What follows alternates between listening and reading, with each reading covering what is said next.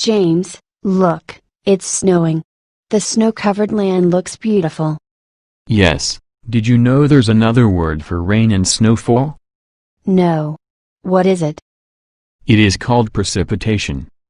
Oh. Okay.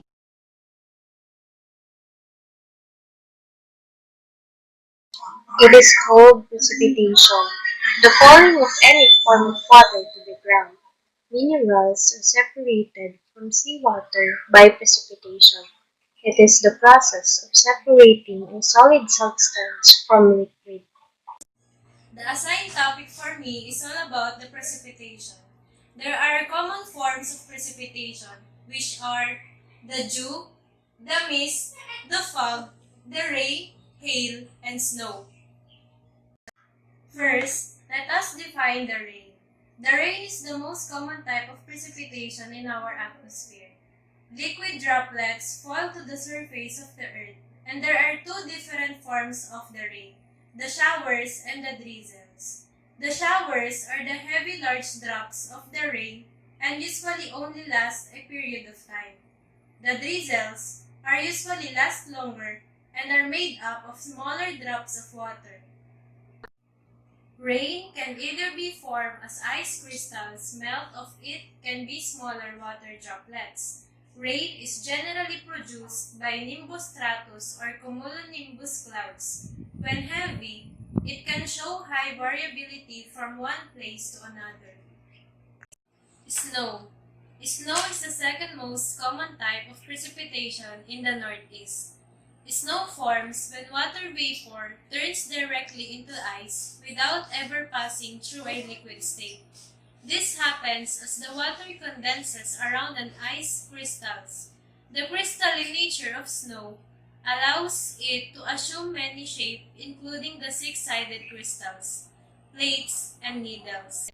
It was produced in supercooled clouds where water vapor is deposited as ice crystals that remain frozen during their descent.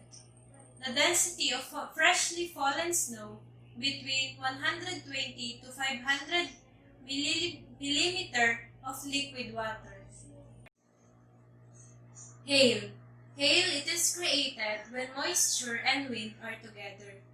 As they start to fall down again, they continue to grow in size. A wind gust might catch the hailstone again, which will push it back up into the cloud. Inside the cumulonimbus clouds, ice crystals form and begin to fall towards the surface of the earth. This whole process gets repeated several times before the hailstone becomes so big that too heavy for the wind to carry, so it must fall towards the earth.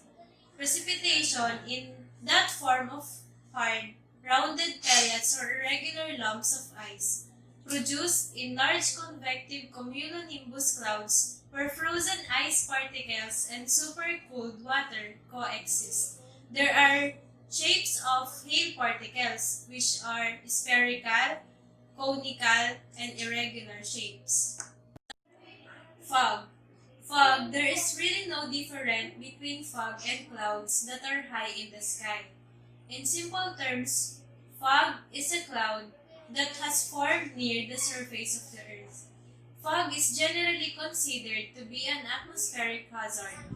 When it is light, visibility is reduced to 2 or 3 kilometers or 1 or 2 miles. However, when it is dense, visibility may be cut to a few dozen meters or less, making travel by any mode not only difficult but often dangerous. Fog is defined as a cloud with its base at or very near the ground. There is no physical difference between a fog and a cloud. Their appearance and structures are the same. There are four main types of fog: the radiation fog, the advection fog, upslope fog, and evaporation fog. Dew. Dew it is a small drops of water which can be found on cool surfaces like grass in the morning. This is the result of atmospheric vapor condensing on the surface in the colder night air. Dew point is the temperature in which condensation starts to take place or when dew is created. Mist or drizzle. The bunch of small droplets of water which are in the air occurs with cold air when it is above a warm surface, for example, water. Fog and mist are very similar. The only difference is their visibility. If you cannot see 1 kilometer or less, you know you're dealing with fog. You can see visuals through mist and it is more haze looking than a thicker substance. Mist is droplets large enough to be felt on the face when air is moving 1 meter per second. It is associated with stratus clouds, while drizzles are the small uniform drops that fall from stratus clouds generally for several hours. The glaze.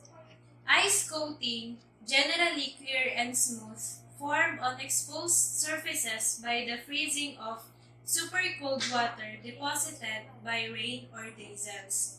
It is produced when super cold raindrops freeze on contact with solid objects. Glaze can form a thick coating of ice having sufficient weight to seriously damage trees and power lines. Rime. Rime, it is a white opaque deposit of ice granules more or less separated by trapped air and formed by rapid freezing of super cold water drops impringing on exposed objects. Rime is deposit usually containing of ice feathers that point into the wind. This is delicate because frost-like accumulation form as supercooled clouds or fog droplets encounter subjects or objects and freeze on contact. Sleet. It consists of transparent, globular, solid grains of ice formed by the freezing of raindrops or freezing of largely melted ice crystals falling through a layer of sub-freezing air near the Earth's surface. It is small and spherical to lumpy ice particles that form when raindrops freeze while falling through a layer of sub-freezing air. Because the ice particles are small, damage, if any, is generally minor. Sleet can make travel hazardous.